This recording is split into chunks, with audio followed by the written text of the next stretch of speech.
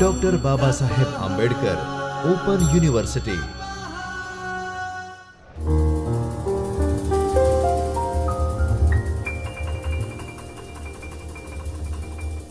Hello friends, welcome to Dr. Baba Saheb Ambedkar Open University, Ahmedabad. Myself Dr. Vinod L. Desai, Associate Professor, serving at PG Department of Computer Science and Technology, Sardar Patel University, Vallabh In today's sessions, we will talk regarding recent internet technology applications, email, e-commerce and its types along with e-governance. So let's have a talk regarding email. As we know that email is a common mechanism of transferring data electronically over a network. Every person now in today's environment using the email technology to transfer data along with various attachments. It is the simplest way to transfer and communicate over a network. It is a method of exchanging messages between people using electronic devices.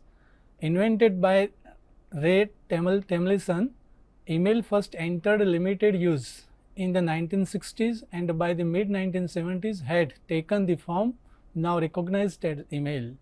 Email short for electronic mail consisting of messages which are sent and received using the internet. Today the top 3 webmail providers like Yahoo, Microsoft's Outlook Express, or we can say Outlook.com, previously Hotmail, and Google's Gmail are the well-known email providers or service providers, we can say. Many people also have an email addresses hosted by their company, school or organizations. These email addresses are usually for professional purposes. The first 5 lines of an email message is called email header. It is consisting of from, date, to, subject, CC and BCC. When you send an email to only one person, you type the recipient's address in the to field.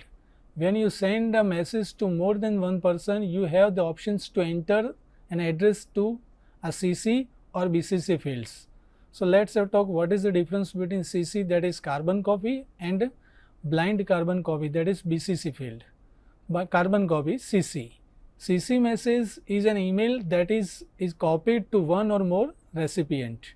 Both the main recipient whose address is in the to field and the CC's recipient can see all the addresses the message was sent to. That means if you want to make sure that whatever address you are sending to more than one recipients, that at the end of receiving, that means once the message is sent and the receiver receives the message, everyone, whether it is in a to field or in a CC field, must come to know that whom the message has been sent. Then you should always write or provide all the recipients into a CC field. The means whatever recipients you have mentioned in a CC field will come to know each other's address, that where the message has been sent. While opposite to that, there is a blind carbon copy, that is BCC field. When a message is blind carbon copied, neither the main recipient nor the BCC's recipient can see the addresses in the BCC field. That means all the recipient will never come to know that who the other recipient is. It will remain secret from each others, that whom the message has been sent, that will never be exposed. It is a faster than sending the original message and then forwarding the sent message to the other recipient. This prevents the email address from being captured by someone in the list who might use them for spamming purposes. Structure of email address. So generally the email address is consisting of various fields. Among that, to is the field that we already discussed, to whom we want to send the message. Then after various other fields like date, from, then CC and carbon copy. Now if we want to decompose the whole email address, then it is consisting of various, we can say, parameters. That means the username, then @ and at the email address provider's domain name. The username is the name that we choose as a unique name. Then we can say there would be a @ and then after email address provider's domain name. For example, if I have to specify the email address of a particular person, let's say Vinod Desai, then the email address could be anything like Vinod Desai 123, Vinod Desai XYZ, Vinod XYZ, whatever, you can keep it. Then @ and at last we can say the email address provider's domain name would be there. If it is from the Gmail or Google's provider, then it would be a gmail.com as a domain name. The email provider is the website that hosts our email account. That is vinoddesai123@gmail.com. In this example, gmail.com is email provider. Advantages of email. So email is a free tool. Once you are online, there is no further expense that you need to spend in order to send and receive the messages. It is a quick mechanism to send and receive a message. It is very simple to use it. Email allows for easy referencing of past messages. You can easily reference the past messages. Email is accessible from anywhere as long as you have an internet connection. Nowadays, all the emails are stored on a cloud platform. So there is no boundary that from particular place it is allowed and from at the other place it is not allowed. You can access it across the world at any time. You just need to have an internet connections with a device through which you want to access the mail. It is paperless and therefore beneficial for the planet. Not only can you reduce the cost per paper, you are actually reducing the damage paper usage does to the environment. Email allows for the mass sending of messages, an effective medium to utilize to get your message out there. You can send one particular message to several recipients at the same time. Email allows for instant access to information and files. You can opt to send yourself files and keep messages to that you have paper trail of conversation and interactions you have online.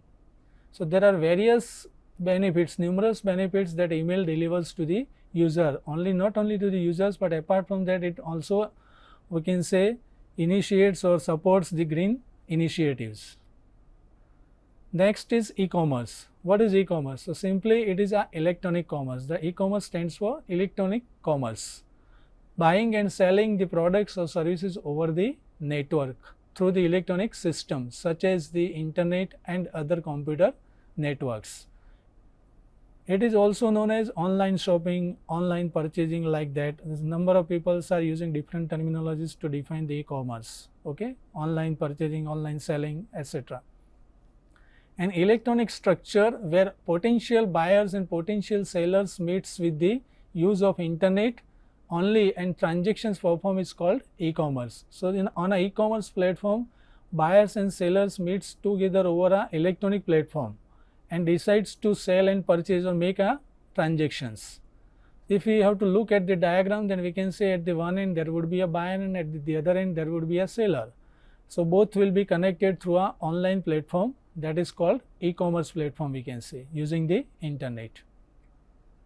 There are various types and subtypes of e-commerce. If it is categorized, then we can say that it may be either a product based or it may be either service based. Product may be a online shopping and service based online servicing. So what is product based e-commerce? So an e-commerce platform where the monetary transaction takes place for purchasing and selling of products, then we can say it is a product based e-commerce. While service based e-commerce, where the e-commerce is money oriented or the monetary transaction takes place when the buyer and sellers makes a transactions for the services, not for the product, then it is a service based e-commerce platform. Let's have an example that if a person X purchases a mobile via Amazon.com, then it is a product based e-commerce transaction. Whenever you are going to place an online food order to a particular website, that is Zomato or any other Swiggy, then it is called a service based e-commerce. Now there are various, we can say, models of e-commerce platforms. It is categorized in various ways. Among that, the first one is, we can say, a B2C, that is business to consumer platform. Simply the term indicates the business is selling to the consumer directly. In a business to consumer, or we can say B2C e-commerce environment, company sells their online goods to consumers who are the end users of their product or services. B2C business can sell their products online, practice known as direct to consumers. Amazon, Google, Facebook, Tencent, Walmart, Target, Alibaba, various examples are there which are dealing in B2C environment. They resell other companies' products via e-commerce websites. It is a typical for B2C e-commerce companies to have short sales cycles, high transaction volumes, low average transaction values. Successful B2C business owners follow the 5 types of B2C business models. Among that, the first one is direct sellers. Direct sellers may be either manufacturers or we can say e-tailers. Product manufacturers use online sales channels to sell their products online without any middleman. And e-tailers refers to electronic retailers who ships products from their warehouses and then after it reaches to the customers. For example, Jara, Microsoft and Apple offers only their items on their websites or online shops that are direct sellers. In addition, Amazon, Walmart and Costco sells the other brands' products or services, that is you can say e-tailers. Next is online intermediaries. Online intermediaries are go-betweens who connect businesses and potential clients through their websites. Online intermediaries do not own any goods. They don't have their own products or goods, services or brands, and their sole purpose is to connect people who wants to buy and those who wants to sell. That's why they are known as online intermediaries. Third one is advertisement based B2C model. For instance, Huffington Publish and The Guardians are two of these e-commerce strategies in which both sides post advertisements and items and services offered by other companies. So, it is called advertisement based B2C model. Fourth one is the community based B2C model. Meta has group and communities based on certain interest, allowing businesses to locate the right one to market their service to. That is called community based B2C model. Last, fifth one is fee based. The paid subscription services or the pay as you go are included in the fee based B2C model. Customers are charged to use fee based e-commerce platform since their products or services can be accessed directly here. Subscription based entertainment services such as Netflix, Amazon Prime are the examples of such fee based B2C model. So, after the B2C model, the next is business to business model, that is B2B model we can say. Here in a B2B environment, companies sell their online goods to other companies without being engaged in sales to consumers. B2B companies can sell directly to end users or they can sell to businesses that can resell the products to other companies or consumers. The project collaboration tool Trello is a B2B e-commerce company that sells to end users businesses. Conversely, an auto parts manufacturer that supplies an automobile factory is an example of a B2B business that sells products to another business. Compared with B2C, B2B transactions typically involves longer sales cycles, higher transactions volumes or values we can say, and more recurring purchases, as business to business involves more recurring purchases. Subscription models are popular among B2B e-commerce platform. Then after B2B, there is a consumer to business electronic model. In a consumer to business, e-commerce involves consumers selling goods and services to companies. Sometimes the company will be the end users. For example, an individual selling an image to a newspaper is conducting a C2B transactions because the newspapers publishes the image and they are also the product's end users. Sometimes the company purchasing the consumer's goods will resell them. Take Shutterstock. The image library buys content from contributors, consumers or we can say clients to sell to other users, often businesses we can say. Influencer networks also promote C2B e-commerce platforms. Then after we can say there is a consumer to consumer electronic platforms. In a consumer to consumer platforms, it describes business transactions involving two or more consumers. The term can also refer to any providers that manages this type of online transactions. When a person sells their car to another person, it is a C2C transactions we can say. They might use auto trader to advertise their product, find potential buyers and arrange the deal.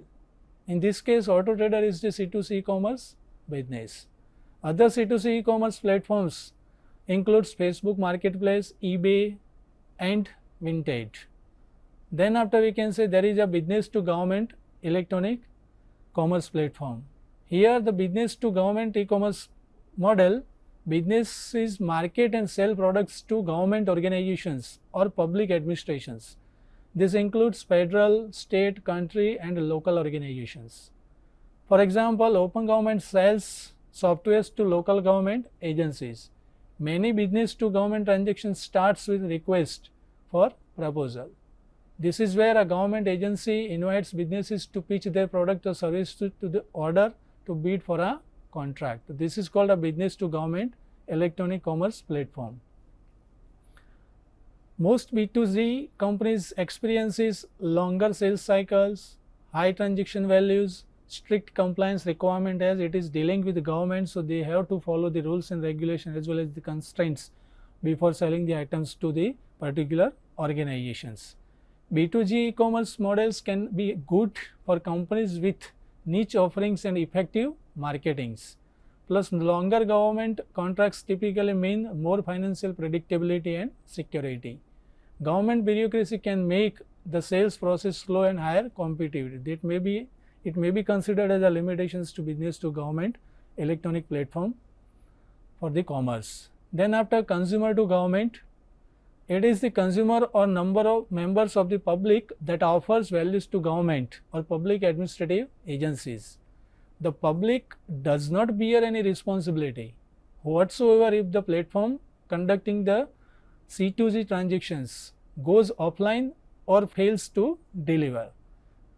A state creating an information sharing platform to allow citizens to get the latest information possibly because of suspected natural disaster.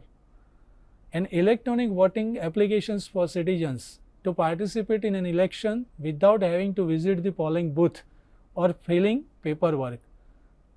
The government could decide to terminate C2Z transactions if it doesn't realize its purpose in creating any platform or wants to try a new approach. So we can say these are various examples through which a consumer to government electronic commerce platform takes place. Here it is what the consumer's approach is supposed to benefit the government agencies for the betterment of the society and for launching new schemes. Various advantages of e-commerce can be categorized as convenience. E-commerce can be a convenient way to buy and sell the product 24/7 on an internet environment. So it becomes a convenient way for any users, for any buyers or any sellers as per their requirement. Increased selections, as it is over a online platform, so through which users can explore number of options from which he or she can select whichever best suits their requirements. And many stores that solely exist online may offer consumers various options, exclusively inventory that is unavailable elsewhere. Then potentially lower startup cost. Of course, okay, to start your business physically, then you need to invest much more to acquire land, to build, to construct a office, or we can say a manufacturing or production unit, to buy the machineries, raw materials, then other we can say surrounding overheads, then after to hire the employees, skilled peoples, machineries, etc. So it involves lots of investment to start a business physically. But if you think of online platform, then you doesn't need to invest as much as compared to the physical investment or infrastructure. It is simply an online environment, so you need to have a website, a better GUI and few skilled people who can manage all these things. Then you can have a easy startup with an online platform. Then international sales. As long as e-commerce stores can ship to the customers, an e-commerce company can sell to anyone around the world, and it is not limited to the boundary of a particular country. So it can have a scope across the world, while this is not possible with a physical infrastructure started business. It takes long time for them to reach to the end user across the globe, while through the online startup it is easy for the users or for these we can say sellers to reach to the end user across the globe. Then another advantage is easier to retarget customers. Okay, through online you can have a analysis, we can say latest technology in the form of AI and any other tools you can use, that what are the preferences of a particular user, and whenever a user revisits the site you can directly come up with the campaigns and any schemes that is concerned with a particular user, and you can re-engage that users for buying the particular products. So definitely these are the various advantages that is supported and offered by the e-commerce platform compared to the other ways of doing the businesses. Along with this advantage, it is also suffering from certain limitations. Among that, the first one is limited customer service. Yes, as there is no physical contact of buyers and sellers, so definitely it will be have a certain kind of mechanism or certain drawbacks in the form of, we can say, question certain queries regarding the products or services that has been delivered by the seller to the customers. Okay, although some websites let you chat online with the staff members, this is not a typical practice to sort out the problems that has been faced by the buyer. Lack of instant gratification. When you buy an item online, you must wait for it to be shipped to your home or office. We have to wait for the product for a few amount of time. However, e-tailers like Amazon make the waiting game a little bit less painful by offering same day delivery as a premium options for select products. So this is also, we can say, a plus as well as minus with respect to the price, as it will have more price compared to the regular product because you need an instant delivery. Then after, inability to touch products. Yes, it is an online platform, virtual platforms, we can see the products but we can directly touch it.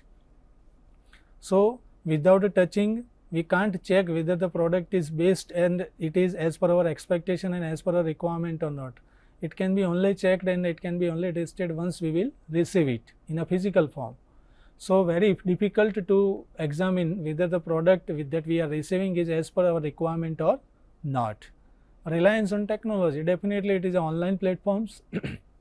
So it is thoroughly 100% dependent on the internet availability. If the internet connection is there, power is there, then and then the business will be possible. Otherwise it is not possible to make any kind of transactions. So 100% dependency on the technology. Higher competitions, definitely, as being a simple way to make a business and very few amount of cost involved in starting the business, there will be a opportunity for number of new entrants, startups to start the business and provide the competitions. So definitely higher competition is also there, and that is considered to be a limitations to the e-commerce platform. Next is e-governance. So after we can say electronic platform, electronic commerce, we can somewhat think about e-governance, electronic governance we can say. So e-governance stands for electronic, that is ICT based government services. So whatever the services government is offering and delivering to the society, that will be in the form of in the form of electronic platforms or in the form of ICT enabled environment. E-governance is the applications of information and communication technology for delivering government services. If we have to define it in simple words, we can say e-governance is a way of delivering the government services to the society to simplify their livings, to simplify their day-to-day routines, to access the government services.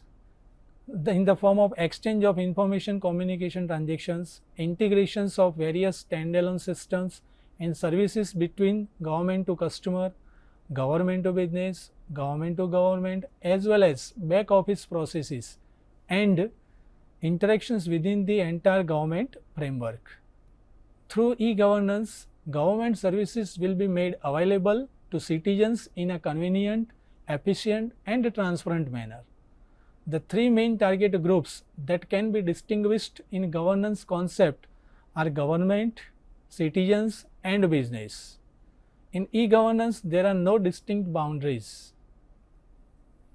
E-governance can be diagrammatically understood by the process, people, resources and technology integrated through a E or ICT platform, we can say. So, it makes people's life more easier, convenient, as the government services are made electronic, or we can say enabled, ICT enabled, so that people doesn't has to wait for their requested services. As we can say most of the services and their details are available on the online platforms, so they will directly contact and to the concerned person to avail their requested services. There are various advantages delivered by the e-governance environment. Better access to information and quality service for citizens. Of course, as the survey information is available on online platforms, so people will reach to the concerned authority with a required document. So, they doesn't need to contact repeatedly to the office for availing the services. Simplicity and efficiency in the government, as it is said that it is on an online environment, ICT enabled. So, whatever has been defined over the network, that will be a transparent and clear both to the government as well as to the citizens. So, it makes very simple for both the parties to make the service availability to the end user in an effective manner. Expanded reach of governance, as government can reach to the end user in a rural area with all of its schemes through the ICT enabled environment.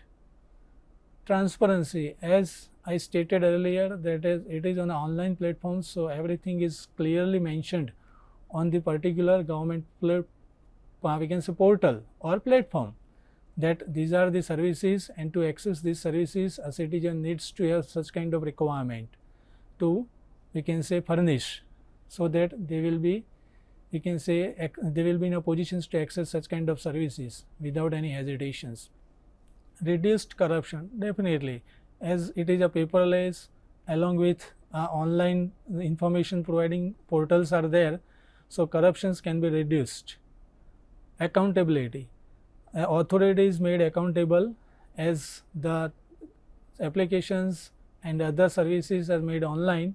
So, within a stipulated time period, the authority is made accountable to serve the concerned citizens or to the society.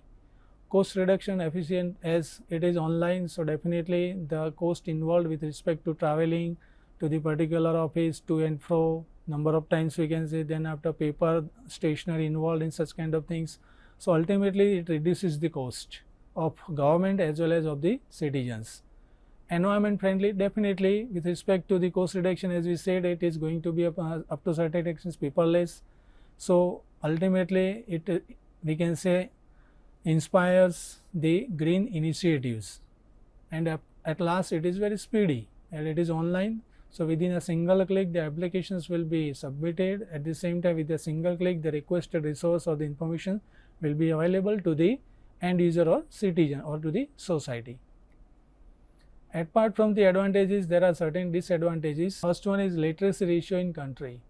As to avail this e-commerce or the e-governance services, as we said that computer literacy is required. User must know at least a computer knowledge, how to operate the computer, how to access the internet. Okay, then and then he or she can access the government services online. So, this is the biggest, we can say, challenge against the government, especially in India. Digital literacy is very necessary again with respect to this. Then limited mobile users, as now we all can access the services and the whole globe is in our hand in the form of mobile device. All kind of services available on a mobile. So, we can say the peoples having a low income are still not having a mobile devices. So, this is also a drawback with respect to e-governance. Slow speed of internet, this is also a drawback. If the internet connectivity is not, we can say, supporting a speed, or we can say enough bandwidth is not available in a particular area, then it will also be a drawback, as the requested website will not be loaded on time and user has to wait for the longer period of times to complete a particular task or to have access to a service. Then high internet cost, as telecommunication infrastructure country still not reach up to 4G speed of internet. Okay, so ultimately to have a internet service we need to pay for the charges in a particular plan for up speed, for the data usage, like that. So cost is also a, we can say, one challenge against the e-governance success. There are certain technical issues. Apart from this disadvantage, the technical issues are involved in e-governance environment. Among that, the integration is there, privacy is there, security is also there, authentications of the users is also there, reliability is also there, no accountability in case of breakdown. Okay, not a particular person stands for the accountability if the system gets failed. So these are various technical issues that we can say exist in a e-governance environment. Thank you very much. So in these sessions we have learned about various e-commerce kind of making e-commerce platform, their various types, then after e-governance, their benefits, limitations to e-governance, etc. Thank you very much.